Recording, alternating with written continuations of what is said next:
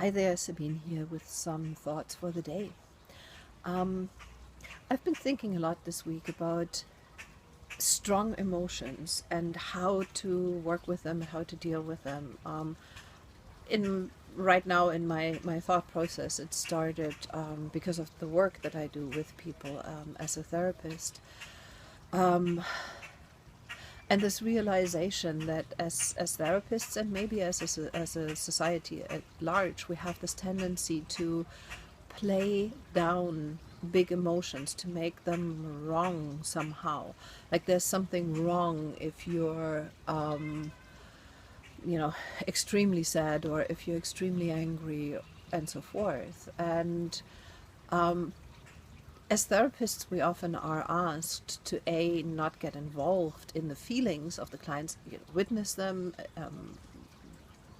accept them, recognize them, acknowledge them, and so forth, but not necessarily to get involved with them or get to feel them.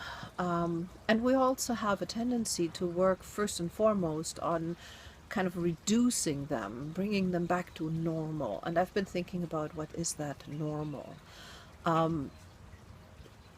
And it's not a new realization, but it really just sat with me, especially this week somehow, that a normal emotion is a very, very subjective thing. And it depends not only on the person, it depends on the situation and so forth. For example, if somebody comes in and they just have lost a pet who had been with them for 15 years and was there when times were really rough, who is to say that the emotion over the loss of that pet is supposed to be smaller than, say, the emotion over the loss of a parent who abused them when they were children. But yet, as a society, we often make those judgments like, that isn't normal, that you're so down on because of that loss and you didn't even cry when your mother died or something like that. So that was the that is the one question, like, really kind of looking and observing the whole of the life story and all of the person behind it, to really ask, not what is normal, but what is normal for that person in that situation and because of this moment. But then also the question of, is it actually a good thing to reduce our emotional expressions down to normal and manageable all the time? Now, the thing is that, of course, we need to be able to manage our emotions, and so manageable is an important point, goal point to reach. But at the same time, occasionally, even for a longer period of time, big emotion is necessary to allow for movement. It's like water, right? It's like if you have a still pond and it doesn't move at all, it actually starts to turn and become toxic.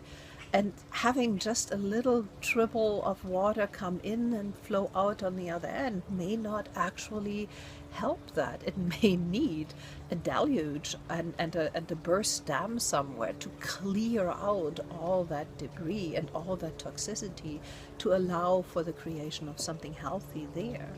And I think the same is true for emotions. Sometimes if the world has kept giving you lemons for years, the whole thing about making lemonade is over. Like, forget about it.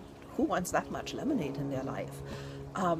Maybe it's really just time to be able to express the frustration, let it out, in order to be able to see other possibilities at the other end of it, on the other side of the anger. Because sometimes it is that very activity of suppressing the emotions over and over and over and over again that keeps putting us back into the pain of it all.